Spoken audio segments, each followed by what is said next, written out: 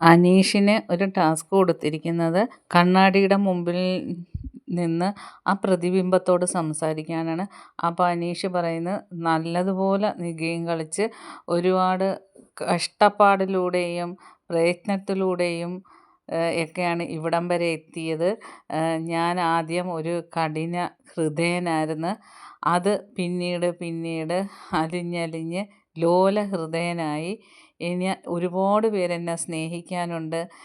എനിക്ക് ആദ്യം ആരുടെയും മുഖത്ത് നോക്കി എന്നോട് ചിരിച്ചാൽ പോലും ചിരിക്കുന്നത് എനിക്ക് ഇഷ്ടമല്ലായിരുന്നു. ആരോടും സംസാരിക്കുന്നത് ഇഷ്ടമല്ലായിരുന്നു.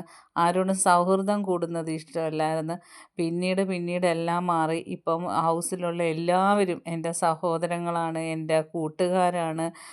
എനിക്ക് ഒരുപാട് അവർ സ്നേഹം തന്ന് ഞാൻ ഒരുപാട് മാറി എന്ന് വെച്ചാൽ ഞാൻ വേറൊരാളായിട്ടാണ് പുറത്തോട്ടിറങ്ങുന്നത്. സ്നേഹവും സന്തോഷവും സൗഹൃദങ്ങളും എല്ലാം ആയിട്ടാണ് ഞാൻ വന്നത്. ഒരു കരിങ്കല്ല് ഹൃദയമുള്ള ഒരാളായിട്ടായിരുന്നു പോകുന്നത്. അതെല്ലാം പൊടിച്ച് കളഞ്ഞ് നല്ല സോഫ്റ്റ് ഹൃദയമായിട്ടാണ് പോകുന്നത്. പിന്നെ ഇതിനിടയിൽ എനിക്കൊരു പ്രണയം ഉണ്ടായി.